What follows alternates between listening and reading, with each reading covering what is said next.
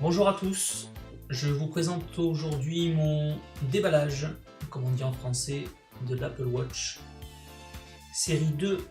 Je l'ai choisi en taille 42 mm et le bracelet, c'est un bracelet nylon gris.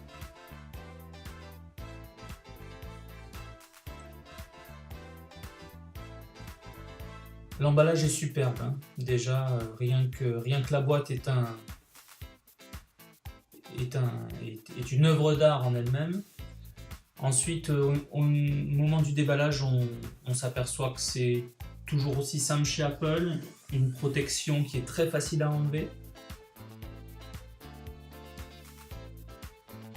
Le bracelet est déjà attaché.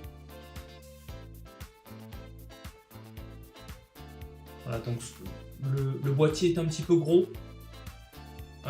mais on verra tout à l'heure que monté une fois sur le poignet, ça paraît moins épais que quand on le regarde seul. Dans la boîte, il y a donc la montre évidemment, tout ce qui est notice d'utilisation. Aussi le câble de recharge, donc câble de recharge magnétique qui se met au dos de la montre. Et évidemment l'adaptateur USB secteur que l'on connaît bien chez Apple, hein. On connaît bien cette forme là. Comme vous pouvez le voir donc sur le poignet, voilà, ça reste un bel objet qui paraît moins épais que lorsqu'on regarde la montre seule.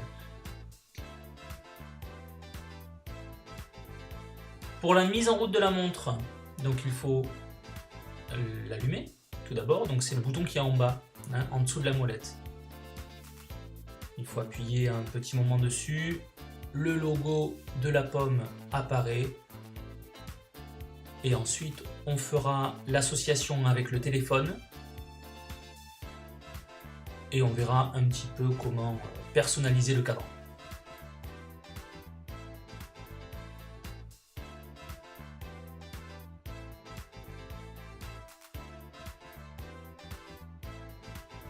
Le démarrage est un petit peu long. Il faut savoir qu'a priori, on n'a pas besoin de redémarrer sa montre. Voilà, et qu'elle préfère être chargée régulièrement plutôt que de vider complètement la batterie et de la remplir à 100% comme on pourrait le faire avec un téléphone. Hein, la batterie n'étant pas la même, le mode de charge n'étant pas le même, voilà, il ne faut pas hésiter à la charger un petit peu tous les jours pour éviter justement d'avoir à la redémarrer, ce qui est très long. On choisit en premier la langue. Pour moi, c'est le français et le fuseau horaire, si je dis pas de bêtises. On peut faire donc avec le doigt ou avec la molette. Donc la molette sert à défiler les menus du haut vers le bas. On peut aussi la cliquer, hein, c'est un bouton poussoir également. Et le bouton qui est plutôt en bas, le bouton qu'on a utilisé pour allumer la montre, c'est un bouton pour accéder au menu et aux applications qui sont toujours en attente d'utilisation, une sorte de dock comme on a sur le Mac. Ensuite, pour continuer, on va devoir associer la montre à l'iPhone. Donc très simple, hein. Voilà, il suffit de viser la montre une fois qu'on a ouvert l'application Watch. Un petit feu d'artifice qui arrive pour nous dire que tout va bien, que c'est la fête. On a une nouvelle montre. Et ensuite on part sur le choix du poignet. Donc pour moi ce sera plutôt le poignet gauche.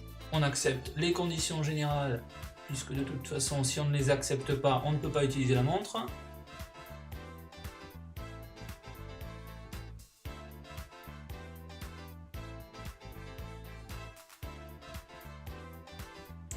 Et ensuite on rentre les identifiants et les mots de passe pour associer la montre avec notre compte Apple.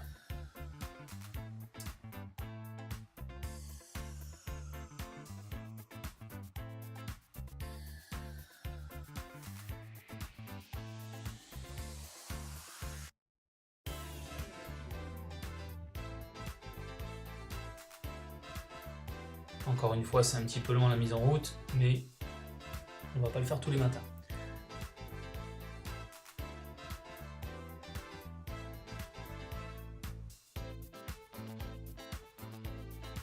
On choisit ensuite la localisation, si on accepte ou pas. On choisit de verrouiller ou pas par code, de suivre l'activité, de mettre les notifications dans les rappels, et ensuite l'organisation du menu principal.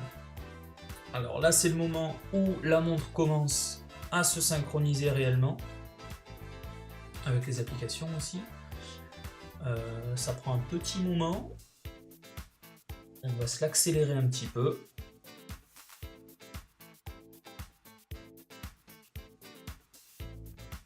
Je dirais que le temps total, c'est à peu près 5 bonnes minutes pour la synchronisation.